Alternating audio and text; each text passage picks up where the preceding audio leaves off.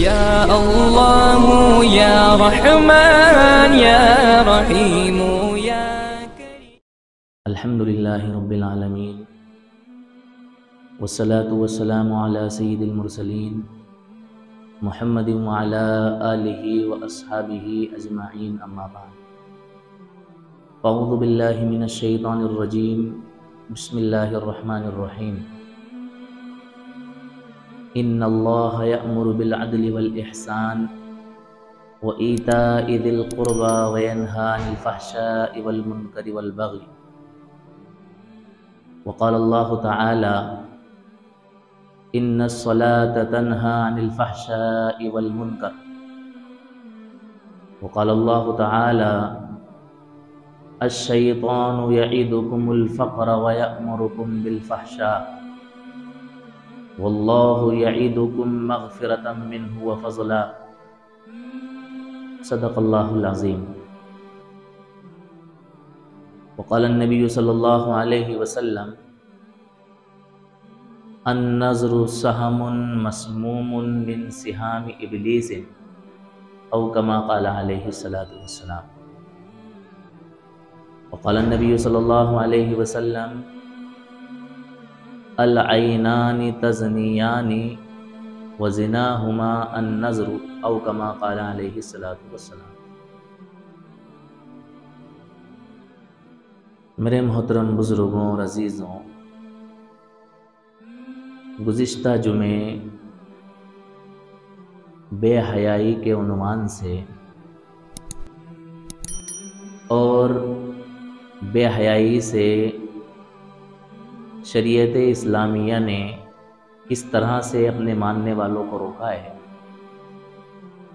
اس عنوان سے گفتگو ہوئی تھی، اور اس گفتگو کا کچھ حصہ باقی رہ گیا تھا، جس کو میں نے یہ کہہ کر کے اختتام کیا تھا کہ جو باتیں باقی رہ گئی ہیں انشاءاللہ ان کو ہم اگلے جمعے میں بیان کریں گے. تو میرا آپ حضرات کے سامنے گزشتہ جمعے کے بقیہ مضمون کو بیان کرنے کا ارادہ ہے. اللہ تعالیٰ سے دعا کریں کہ اللہ تعالیٰ مجھے صحیح کہنے کی اور ہم سب کو اس پر عمل کرنے کی توفیق نصیب فرمائے. میں نے آپ حضرات کے سامنے قرآن کریم کی 3 آیتیں پڑھی ہیں.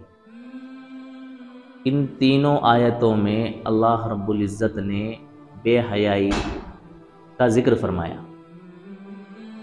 پہلی آیت جس کے اندر اللہ تعالیٰ فرما رہے ہیں: ان اللہ یأمر بالعدل والإحسان وإیتاء ذی القربى وینہی عن الفحشاء والمنکر.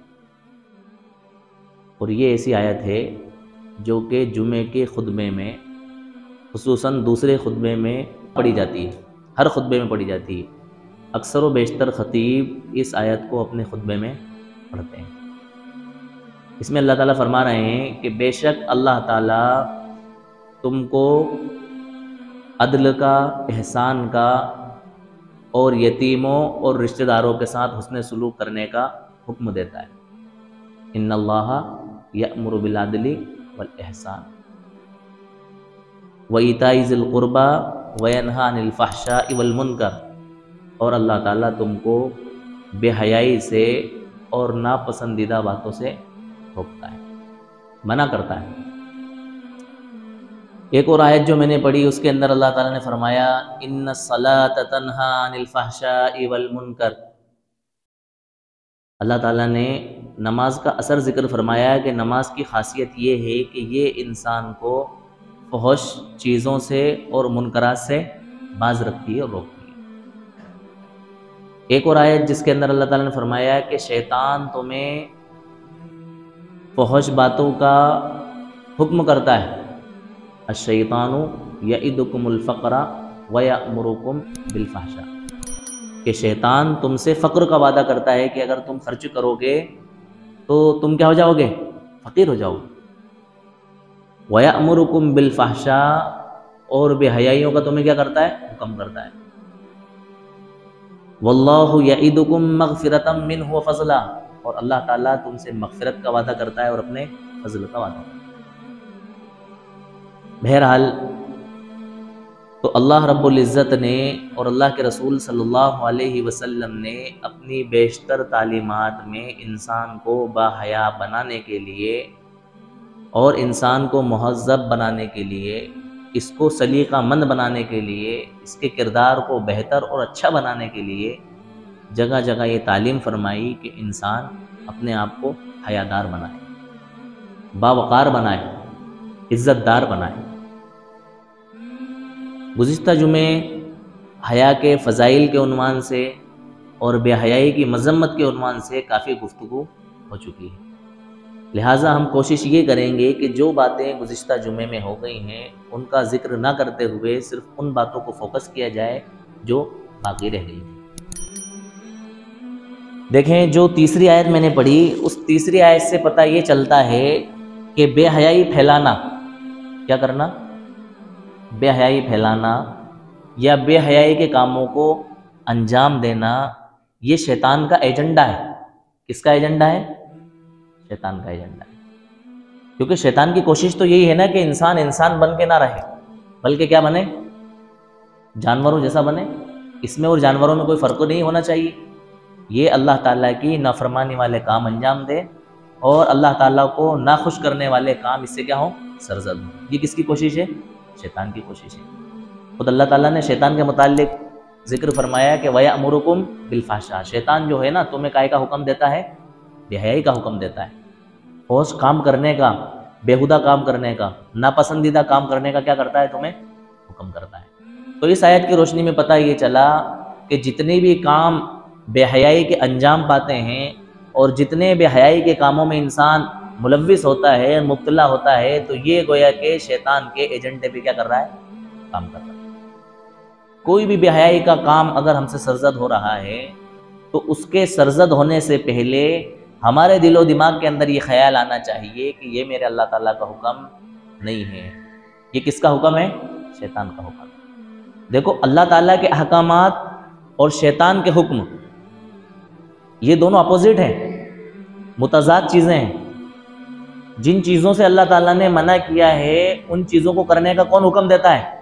شیطان۔ اور جن چیزوں کو کرنے کا اللہ تعالیٰ نے حکم دیا ہے ان سے کون روکتا ہے؟ شیطان۔ تو پتہ یہ چلا کہ یہ شیطان اللہ تعالیٰ کے احکامات کے مقابلے میں آتا ہے۔ کائے میں آتا ہے؟ اللہ تعالیٰ کے احکامات کے مقابلے میں آتا ہے۔ وَيَنْهَا عَنِ الْفَحْشَاءِ وَالْمُنْكَرِ، اللہ تعالیٰ اپنی صفت بیان فرما رہے ہیں کہ اللہ تعالیٰ تمہیں کائے سے روکتے ہیں؟ بے حیائی سے روکتے ہیں اور منکر چیزوں سے روکتے ہیں۔ اور اللہ تعالیٰ شیطان کی صفت بیان فرما رہے ہیں کہ وَيَأْمُرُكُمْ بِالْفَحْشَاءِ، یہ شیطان تمہیں کیا کرتا ہے؟ بے حیائی کا حکم کرتا ہے۔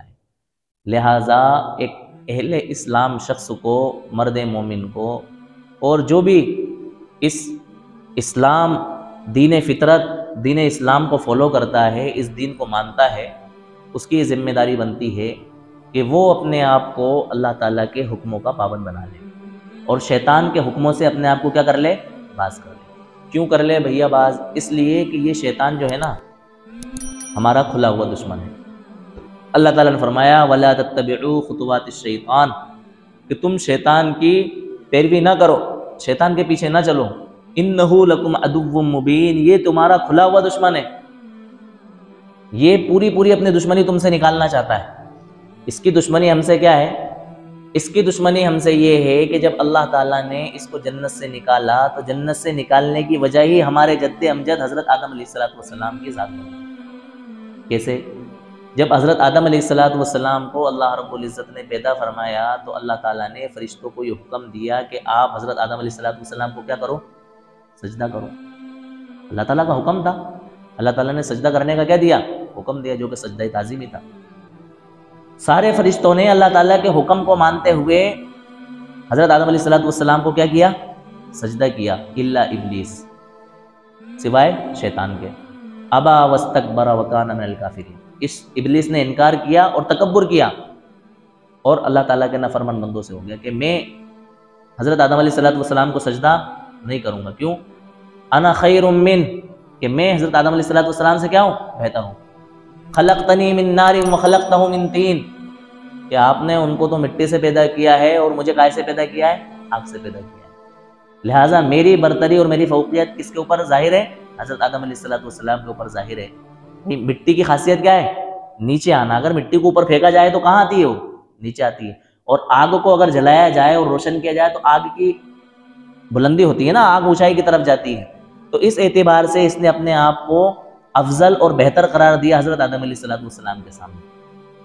اللہ تعالیٰ نے اس کو ناراض ہو کر کے پھٹکار لگائی اور کہا ہمارے اس جنت سے کیا ہو جا، نکل جا۔ دنیا کے اندر اللہ تعالیٰ نے اس کو بھیج دیا۔ جب اللہ تبارک و تعالیٰ نے اس کو بھیج دیا تو اس نے اللہ تعالیٰ سے مہلت مانگی قیامت تک زندہ رہنے کی۔ کیا فرمایا؟ انظرنی الی یوم یبعثون، تو مجھے قیامت تک کے لیے، جس وقت تو لوگوں کو اٹھایا جائے گا اس دن تک کے لیے مہلت دے دیجیے۔ اب جب اس نے مہلت مانگ لی تو مہلت مانگنے کے بعد اس نے کہا ثم لآتینہم من بین ایدیہم ومن خلفہم وعن ایمانہم وعن شمائلہم ولا تجد اکثرہم شاکرین۔ کیا فرمایا؟ لأقعدن لہم صراطک المستقیم، کہ تیرے سیدھے راستے پر میں بیٹھ جاؤں گا اور تیرے جو بندے ہیں نا بھولے بھالے معصوم مسلمان، ان کو میں کیا کروں گا؟ بہکاؤں گا۔ ثم لآتینہم، پھر میں ان کے پاس آؤں گا، من بین ایدیہم، ان کے سامنے سے، ومن خلفہم، ان کے پیچھے سے، وعن ایمانہم، ان کے دائیں سے، وعن شمائلہم، اور ان کے بائیں سے۔ اور میرے اس حربے کی وجہ سے تو اکثر لوگوں کو شکر گزار اور تیرا فرما بردار نہیں پائے گا۔ یہ ایجنڈا ہے شیطان کا۔ کیا ہے؟ جس کو اللہ تعالیٰ کے سامنے اس نے ذکر کر دیا کہ میں اپنی پوری محنت تیرے بندوں کو ورغلانے میں، ان کو بہکانے میں، ان کو پھسلانے میں، ان کو تباہ و برباد کرنے میں، ان کو جہنم کا ایندھن بنانے میں جھونک دوں گا۔ اللہ تعالیٰ نے فرمایا انہ لکم عدو مبین، وہ تمہارا کیا ہے؟ کھلا ہوا دشمن ہے۔ یہ تو ہماری بڑی بے غیرتی اور بے حسی کی بات ہے کہ ہم اپنے دشمن کو نہیں پہچان پا رہے ہیں۔ بات سمجھ میں آ رہی؟ جس کو اللہ تعالیٰ نے ہمارا دشمن قرار دے دیا، ہم اس کو اپنا دشمن ہی نہیں سمجھ رہے ہیں، یہ ہماری کیا ہے؟ بے فکری کی اور بے حسی کی علامت ہے اور بے حسی کی دلیل ہے۔ لہٰذا ہمیں جس طرح سے ہم اپنا کوئی کھلا دشمن ہوتا ہے، ہمیں پتہ ہوتا ہے کہ یہ دشمن ہے، اس سے محتاط ہوتے ہیں، اس سے ہوشیار ہوتے ہیں، اسی طرح سے اس شیطان دشمن سے بھی ہمیں محتاط اور ہوشیار ہونے کی کیا ہے؟ ضرورت ہے۔ یہ ہر وقت ہمارے ساتھ لگا ہوا ہے۔ جس طرح سے ہمارا نفس ہمارے ساتھ لگا ہوا ہے نا، نفس بھی ہمارا دشمن ہے۔ یہ بھی ہمیں خواہشات کی طرف، اللہ تعالیٰ کی نافرمانی کی طرف، بدعنوانیوں کی طرف ابھارتا ہے۔ اسی طرح سے یہ شیطان بھی ہمارے ساتھ لگا ہوا ہے۔ حدیث پاک کے اندر آتا ہے نا کہ انسان کے جسم کے اندر اور انسان کے خون کے اندر اس طرح سے شیطان دوڑتا ہے جس طرح سے انسان کے بدن میں اس کا خون دوڑتا ہے۔ لہٰذا ہمیں اس شیطان سے کیا مانگنا چاہیے؟ پناہ مانگنا چاہیے۔ اعوذ باللہ من الشیطان الرجیم۔ ہم اس میں اللہ تعالیٰ سے شیطان مردود سے ہی تو پناہ مانگتے ہیں نا اللہ تعالیٰ کی کہ اللہ میں آپ کی پناہ چاہتا ہوں شیطان مردود سے۔ بہرحال تو بات یہ ہے کہ جتنی بھی بے حیائی اور برائی کے کام ہوتے ہیں وہ کس کے حکم سے ہوتے ہیں؟ شیطان کے حکم سے ہوتے ہیں اور شیطان کے ایجنڈے سے ہوتے ہیں۔ لہٰذا ہمیں شیطان کے ایجنڈے سے بچنا چاہیے۔ تو ہم اپنے آپ کو بے حیائی سے کیسے بچا سکتے ہیں؟ بد کرداری سے کیسے بچا سکتے ہیں؟ برائی سے کیسے بچا سکتے ہیں؟ اور اللہ تعالیٰ کی فرما برداری میں ہم کیسے داخل کر سکتے ہیں؟ اس کے لیے اللہ تعالیٰ نے کچھ حفاظتی چیزیں اور کچھ حفاظتی پہرے ہمیں بتلائے ہیں۔ دیکھو، بے حیائی سے بچنے کا سب سے پہلا حفاظتی پہرا اللہ تعالیٰ کی طرف سے وقت کے لحاظ سے جو اللہ تعالیٰ نے متعین فرمایا ہے وہ یہ ہے کہ بھئی انسان جیسے ہی بالغ ہو اس کا کیا کر دینا چاہیے؟ نکاح کر دینا چاہیے، اس کی شادی کر دینا چاہیے۔ حدیث پاک کے اندر آتا ہے کہ جب کسی شخص کے وہاں کوئی اولاد پیدا ہو، وہ لڑکا بھی ہو سکتا ہے، لڑکی بھی ہو سکتی ہے، تو جس کے وہاں اولاد پیدا ہوئی ہے اس کو چاہیے کہ اس کا کیا رکھے؟ اچھا نام رکھے، اس کی اچھی تربیت کرے، اور جب وہ بالغ ہو جائے تو اس کی شادی کر دے، اس کا نکاح کرا دے۔ اور اگر یہ موقع ابھی تک میسر نہیں آیا، بعض مرتبہ ایسے حالات ہوتے ہیں کہ مناسب رشتہ نہیں مل پاتا ہے، اس عنوان سے، شادی کے عنوان سے بھی انشاءاللہ ہم اس ٹاپک کے ختم ہونے کے بعد میں گفتگو کریں گے۔ تو بعض مرتبہ ایسے حالات بن پاتے ہیں کہ وقتوں پر شادی نہیں ہو پاتی ہے، بچہ بالغ ہو گیا، بچی بالغ ہو گئی، تو اللہ رب العزت نے ان کی حفاظت کے لیے، ان کو بے حیائی سے روکنے کے لیے اللہ نے کچھ پابندیاں عائد فرمائی، کچھ حدود بیان فرمائے کہ ان حدود پر اگر آپ عمل کرو گے، ان پابندیوں کا اگر آپ لحاظ کرو گے، تو ایسی صورت میں آپ اپنے آپ کو بے حیائی سے، بد کرداری سے، بدعنوانی سے بچا سکتے ہو۔ ہاں، تو سب سے پہلی پابندی اللہ تعالیٰ نے کیا لگائی؟ بے حیائی سے بچنے کے لیے کہ ہم اپنے نظروں کی کیا کریں؟ حفاظت کریں۔ اللہ تعالیٰ نے فرمایا قُلْ لِلْمُؤْمِنِينَ يَغُضُّوا مِنْ أَبْصَارِهِمْ، اے نبی آپ ایمان والوں سے کہہ دیجئے کہ وہ ان کی نگاہوں کی کیا کریں؟ حفاظت کریں۔ وَيَحْفَظُوا فُرُوجَهُمْ، اور اس نگاہ کی حفاظت کے ذریعے اپنے شرم گاہوں کی کیا کریں؟ حفاظت کریں۔ اسی طرح سے مومنہ عورتوں سے فرمایا کہ ان سے کہہ دیجئے کہ آپ اپنی نگاہوں کی کیا کریں؟ حفاظت کریں۔ وَيَحْفَظْنَ فُرُوجَهُنْ، اور اپنی شرم گاہوں کی حفاظت کریں۔ پتہ یہ چلا کہ شرم گاہوں کی حفاظت کرنے کا دار و مدار انسان کی اپنی نگاہوں کی حفاظت کرنے پر ہے۔ کائے پر ہے؟ جب انسان اپنی نگاہوں کی حفاظت کر لے گا تو ایٹومیٹکلی اس کی شرم گاہ کی کیا ہو جائے گی؟ حفاظت ہو جائے گی۔ ایٹومیٹکلی وہ بد کرداری سے بچ جائے گا، بدعنوانی سے کیا ہو جائے گا؟ بچ جائے گا۔ دیکھو یہ جو نگاہ ہے نا، نگاہ یہ اتنی خطرناک ہے۔ اللہ کے رسول صلی اللہ علیہ وسلم نے فرمایا النظر سہم مسموم من سہام ابلیس، نظر جو ہے شیطان کے تیروں میں سے ایک تیر ہے۔ اس نظر کے ذریعے انسان کے اندر کیا کیا فسادات پیدا ہوتے ہیں، کیا بگاڑ پیدا ہوتے ہیں، ہم اس کا اندازہ لگا سکتے ہیں۔ جب انسان کی نظر پڑتی ہے تو اس کے خیالات، اس کے جذبات، اس کی خواہشات اور پھر اس کے اندر کا بگاڑ اس کو اتنی دور تک لے جاتا ہے کہ وہ انسان معاشرے میں کسی قابل نہیں رہتا، کسی لائق نہیں رہتا، اس کی کوئی عزت نہیں ہوتی، اس کا کوئی وقار نہیں ہوتا۔ وہ سارے معاشرے میں، سارے محلہ میں، اور جن لوگوں کو اس کے کریکٹر اور کردار کے متعلق پتہ چل جاتا ہے، ان کے اندر کیا ہو جاتا ہے؟ مبغوض ہو جاتا ہے، ناپسندیدہ ہو جاتا ہے۔ تو اللہ رب العزت نے سب سے پہلا پہرا اور سب سے پہلی پابندی اہل اسلام کے اوپر یہ لگائی کہ اپنی نگاہوں کی کیا کریں؟ حفاظت کریں۔ اور حدیث پاک کے اندر آیا ہے کہ العینانی تزنیانی، آنکھیں بھی زنا کرتی ہیں، وزناہما النظر، ان آنکھوں کا زنا کیا ہے؟ کسی کو غیر محرم کو لذت کی نگاہ سے اور غلط نگاہ سے دیکھنا ہے۔ وزناہما النظر، ان آنکھوں کا زنا کیا ہے؟ کسی کو دیکھنا ہے۔ لہٰذا ہمیں یہ چاہیے کہ ہم اپنے نظروں کی کیا کریں؟ حفاظت کریں۔ یہ اللہ تبارک و تعالیٰ کی طرف سے بڑی نعمت ہمیں حاصل ہوئی ہے۔ اگر یہ نظریں ہمارے پاس نہ ہوں، یہ نگاہ ہمارے پاس نہ ہو، یہ آنکھیں نہ ہوں، تو ہم دنیا کی کسی لذت کو محسوس نہیں کر سکتے، کسی اچھائی کو نہیں دیکھ سکتے، کسی خوبصورتی کو نہیں دیکھ سکتے، اپنے ماں باپ کو نہیں دیکھ سکتے، اپنے بیوی بچوں کو نہیں دیکھ سکتے۔ اللہ تعالیٰ نے ان نظروں پر 2 پابندیاں لگائی ہیں۔ کتنی پابندیاں لگائیں؟ صرف 2 پابندیاں، باقی سب کچھ دیکھنے اللہ تعالیٰ نے اجازت دے دی۔ ماں باپ کو دیکھو، بھائی بہنوں کو دیکھو، بیوی بچوں کو دیکھو، خوبصورت اللہ تعالیٰ کی جو کائنات کی بنائی ہوئی چیزیں ہیں ان ساری چیزوں کو دیکھو، لیکن 2 چیزوں سے اللہ تعالیٰ نے کیا کر دیا؟ منع کر دیا۔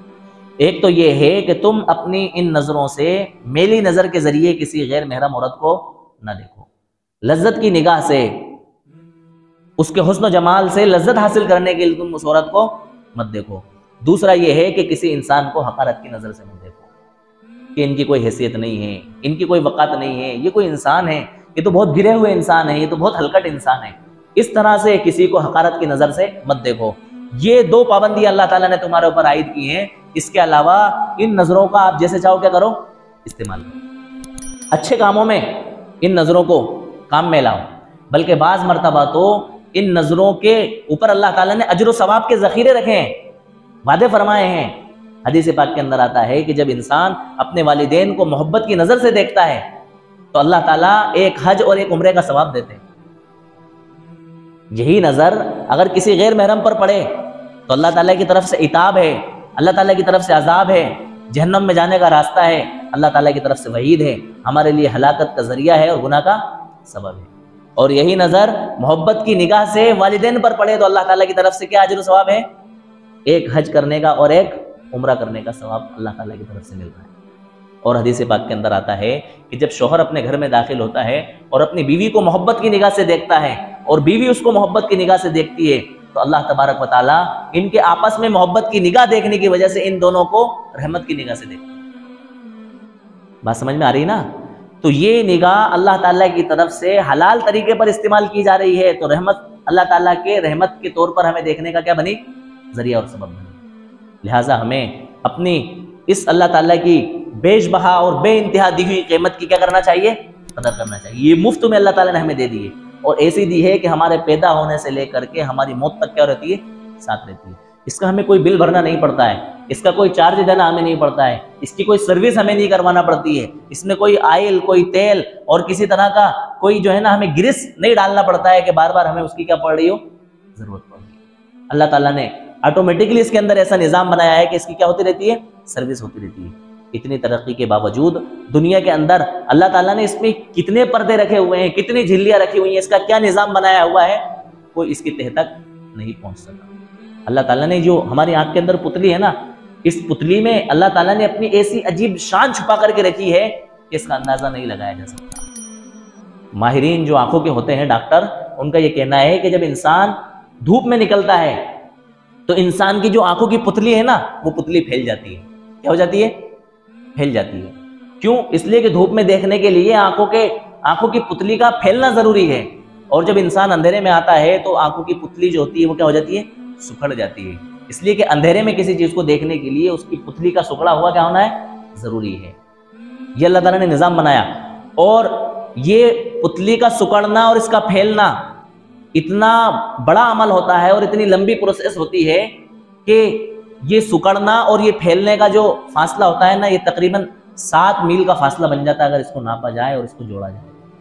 یہ اللہ تعالیٰ نے اپنے قدرت کے ذریعے فری پھوکٹ میں ہمیں دے دیا۔ اگر اللہ تعالیٰ نے یہ ذمہ داری ہمیں دی ہوتی کہ بھائی ہم نے تمہیں 2 بٹن دے دیے ہیں، جب آپ دھوپ میں نکلو تو یہ والا بٹن آن کر لینا، اور جب چھاؤں میں نکلو اور اندھیرے میں نکلو تو یہ بٹن آن کر لینا، تو ہم کتنا فساد اور کتنا بگاڑ کرتے اس کا اندازہ لگا سکتے ہیں۔ کبھی ہم وقت سے پہلے بٹن آن کر دیتے، وقت سے پہلے بٹن کو کیا کر دیتے؟ آف کر دیتے۔ کبھی ہم بٹن زیادہ دبا دیتے، کبھی ہم کم دبا دیتے، جس کی وجہ سے ہماری آنکھوں کے نظام کیا ہو جاتے؟ گڑبڑ ہو جاتے۔ اللہ تعالیٰ نے یہ نظام خود اپنے ہاتھ میں رکھا، اس کی سروسنگ اپنے ہاتھ میں رکھی۔ دیکھو ہم جو کچھ غذا کھاتے ہیں نا، اس غذا کو اللہ تبارک و تعالیٰ نے ہمارے پیٹ کے نظام کے تحت کون سے حصے کو، کون سا حصہ ہماری غذا کا مفید اللہ تعالیٰ پہنچا دیتے ہیں۔ بھائی وہ غذا ہم نے کھائی، اس غذا سے اللہ تعالیٰ نے جو کچھ بھی ہماری باڈی کے اندر ہمارے لیے جو ضروری چیزیں تھیں ان کو تیار کیا، اور اللہ تعالیٰ نے جو چیزیں ہماری آنکھوں کو لگنا تھی ہماری ضرورت کے لیے، ہماری صحت کے لیے، ہماری آنکھوں کی تندرستی کے لیے، اپنے نظام سے اور اپنی قدرت کے ذریعے اس کو وہاں تک پہنچا دیا۔ یہ کس کا نظام ہے؟ اللہ تبارک و تعالیٰ کا نظام ہے۔ لہٰذا ہمیں یہ چاہیے کہ ہم ان آنکھوں کے ذریعے اللہ تعالیٰ کی نافرمانی کرنے سے اپنے آپ کو کیا کریں؟ بچائیں۔ اور کیسے بچائیں؟ اس کا نسخہ ہمیں بتلایا کہ جب کبھی ہم سے ان آنکھوں کے ذریعے نافرمانی ہو رہی ہو اور بد نظری ہو رہی ہو اور اللہ تعالیٰ کے حکم کی عدولی ہو رہی ہو، تو ہمیں یہ خیال آنا چاہیے کہ اگر اس وقت میں اللہ تعالیٰ میری آنکھوں کی بینائی لے لیں تو میں بقیہ جو میری زندگی بچی ہے، میں ان آنکھوں کے ذریعے جو لذت حاصل کرتا ہوں، جو دنیا کی رنگین چیزوں کو دیکھتا ہوں، اپنے بیوی بچوں کو دیکھتا ہوں، اپنے ماں باپ کو دیکھتا ہوں، اپنے کاروبار کو دیکھتا ہوں، اپنی ضرورتیں پوری کرتا ہوں، یہ ضرورتیں میں کیسے پوری کروں گا؟ لہٰذا مجھے یہ چاہیے کہ میں اللہ تعالیٰ کی نافرمانی میں ان آنکھوں کا استعمال نہ کروں۔ اور یہ خیال لائیں، ہم اپنے ذہن و دماغ کے اندر یہ تصور کریں کہ فرض کریں میں نے اللہ تعالیٰ کی نافرمانی کی، اور نافرمانی کرنے کے بعد میری آنکھوں کی بینائی کیا ہو گئی؟ ختم۔ کہ بھائی آپ نے کیا کرا ہے؟ بھائی ہماری جو گھروں میں بجلیاں ہوتی ہیں، لائٹ جو ہوتی ہے، اگر ہم اس کا وقت پر بل نہ بھریں تو بتاؤ بل نہ بھرنے کے بعد ہمارے گھر میں لائٹ آئے گی؟ نہیں آئے گی، بلکہ ہمارا کنیکشن کیا ہو جائے گا؟ کٹ جائے گا۔ اگر ہم یہ چاہتے ہیں کہ دوبارہ ہماری لائٹ جاری ہو اور دوبارہ ہمارے گھر کے اندر کیا آئے؟ لائٹ آئے، تو ہمیں کیا کرنا پڑے گا؟ بل بھرنا پڑے گا، ہے نا؟ جو بجلی وبھاگ ہے اس سے جا کر کے منت و سماجت کرنا پڑے گی کہ بھائی آپ ہمارا کنیکشن کیا کر دیں؟ جاری کر دیں۔ ہم کیا کر دیں گے؟ بل بھر دیں گے۔ پھر دوبارہ ہم وقت پر بل نہ بھرنے کی غلطی کریں گے؟ نہیں کریں گے، اس لیے کہ دوبارہ پھر کیا ہو جائے گی؟ لائٹ کٹ جائے گی، پھر ہمیں واپس سے بجلی وبھاگ جانا پڑے گا اور اپنا کنیکشن جاری کرانا پڑے گا۔ اسی طرح سے ہم یہ تصور کریں کہ اگر میری آنکھوں کی بینائی چلی گئی، فرض کریں کہ میری آنکھوں کی بینائی نافرمانی کرنے کی وجہ سے کیا ہو گئی؟ چلی گئی، تو اللہ تبارک و تعالیٰ سے ہم یہ دعا کریں کہ اللہ میری آنکھوں کی بینائی واپس کیا کر دے؟ لوٹا دے۔ اور اللہ تعالیٰ یہ شرط لگا دیں کہ دیکھو ہم تمہاری آنکھوں کی روشنائی اور تمہاری آنکھوں کی بینائی اس شرط پر لوٹائیں گے کہ تم یہ ایگریمنٹ ہمیں لکھ کر کے دو کہ ہم دوبارہ تمہاری نافرمانی نہیں کریں گے۔ تو بتاؤ ہم میں سے کون انسان ایسا ہے جو کہ اس ایگریمنٹ کو اللہ تعالیٰ کو لکھ کر کے نہیں دے گا؟ بلکہ ہم جو کچھ ہوگا ہم کیا کر دیں گے؟ خرچ کرنے کے لیے تیار ہو جائیں گے کہ ہماری آنکھوں کی روشنائی کو کیا کر دیجئے؟ لوٹا دیجئے۔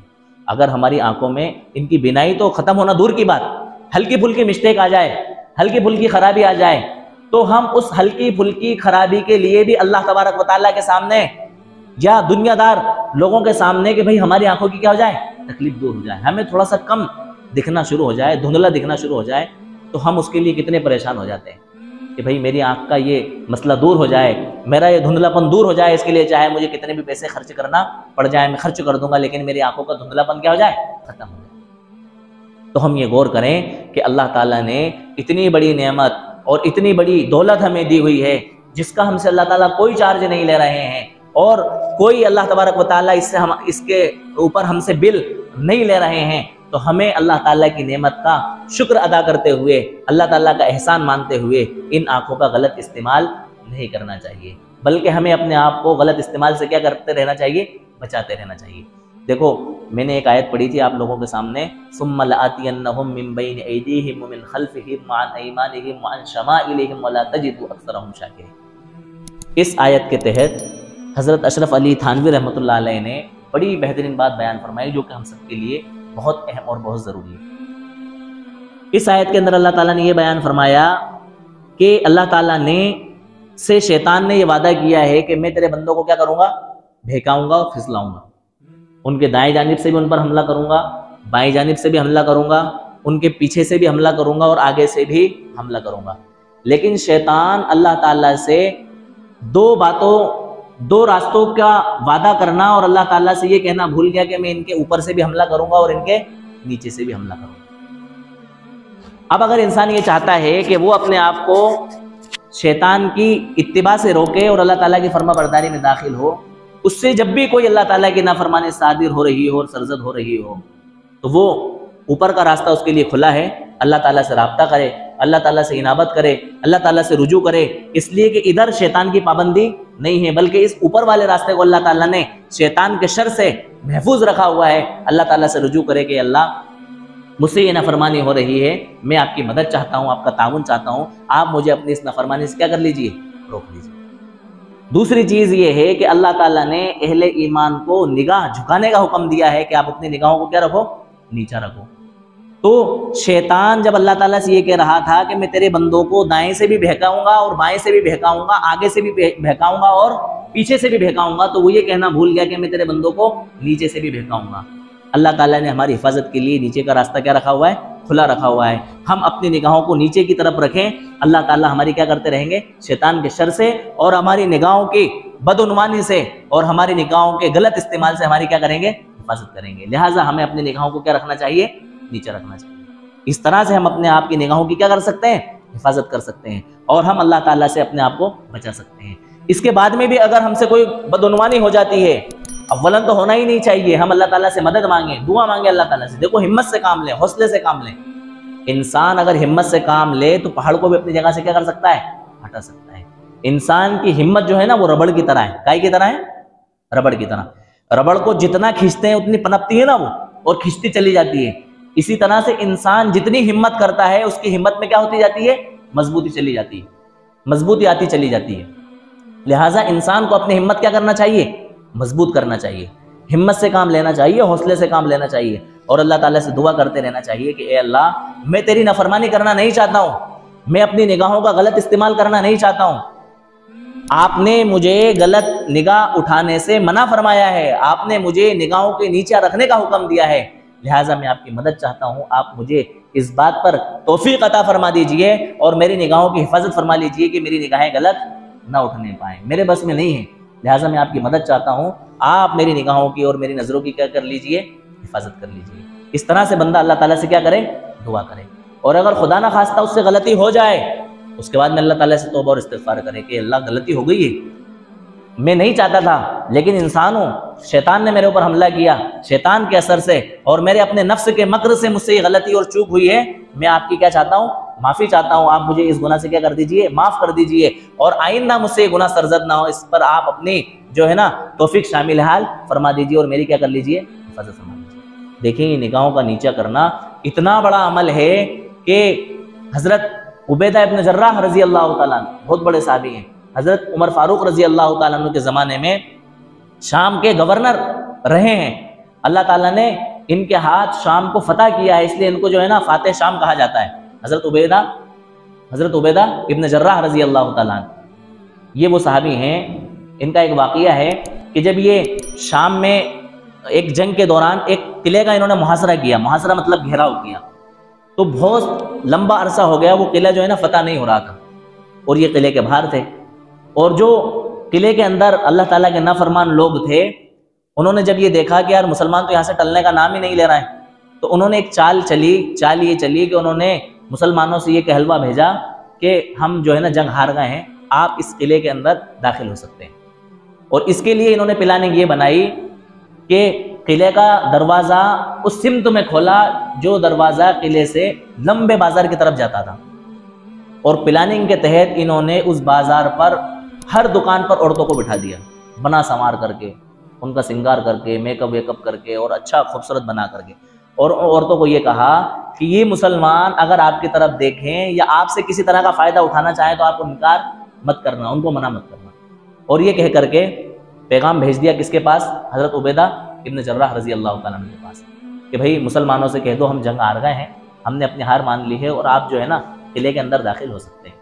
جب یہ پیغام حضرت عبیدہ ابن جراح رضی اللہ تعالیٰ عنہ کے پاس پہنچا تو آپ نے بھانپ لیا اور جانچ لیا کہ بھئی کچھ نہ کچھ گڑبڑ ہے، اتنی آسانی سے اتنے دن سے ہم قلعے کا محاصرہ کیے ہوئے بیٹھے ہوئے ہیں، اور یہ لوگ ٹس سے مس نہیں ہو رہے تھے، اور اچانک سے انہوں نے یہ فرمان جاری کر دیا کہ ہم ہار مان گئے ہیں۔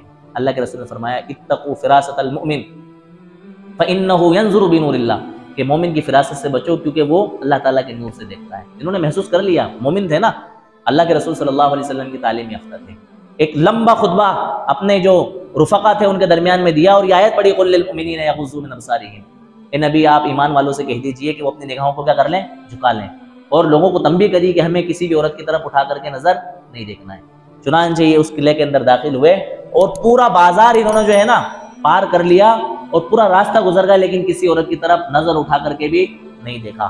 جب ان لوگوں نے یہ منظر دیکھا کہ یار جب کوئی انسان فاتح ہونے کی شکل میں اور فتح کی شکل میں جب کسی شہر میں اور کسی قلعے میں داخل ہوتا ہے تو بڑی تباہی مچائی جاتی ہے، بے حیائی کا بازار گرم ہوتا ہے، عورتوں کی عزت لوٹی جاتی ہے، مال اور دولت لوٹا جاتا ہے، اور یہ کیسے انسان ہیں، حجاز کے رہنے والے اور اتنی دنوں سے اپنی بیویوں سے دور ہیں، اس کے باوجود انہوں نے کسی عورت کو اٹھا کر کے نظر اٹھا کر کے نہیں دیکھا، یہ کیسے انسان ہے، ان کا مذہب کیسا ہے، ان کا اسلام کیسا ہے۔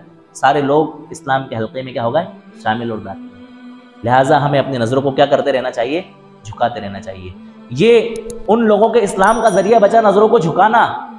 نظروں کو جھکانا کن لوگوں کے اسلام کا ذریعہ بنا؟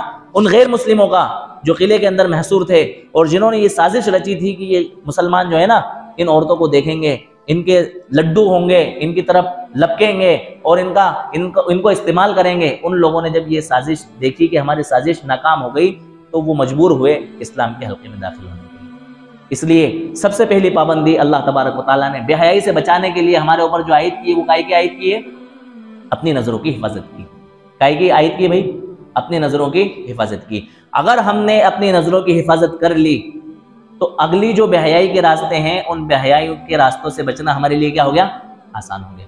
اور اگر ہم نے اپنی نظروں کی حفاظت نہیں کی تو بے حیائی کہاں تک جائے گی اور اس کی انتہا کہاں تک ہوگی ہم اس کا کوئی اندازہ نہیں لگا سکتے، اور ہو رہی ہے۔ آپ اندازہ لگائیں کہ جو لوگ بے حیائیوں کے اندر مبتلا ہے وہ کس حد تک گزر رہے ہیں اور بے حیائی میں کہاں تک جا رہے ہیں، اس کی کوئی حد اور کوئی اس کی انتہا نہیں ہے۔ دوسری جو پابندی اللہ تبارک و تعالیٰ نے حیا کے لیے اور ہمیں باکردار بنانے کے لیے اور بااخلاق بنانے کے لیے لگائی ہے وہ کیا ہے اور اس کی کیا پروسیس ہے، انشاءاللہ وہ ہم آئندہ ہفتے میں بیان کریں گے۔ اللہ تعالیٰ ہم سب کو عمل کرنے کی توفیق عطا فرمائے۔ وآخر دعوانا الحمدللہ رب العالمین۔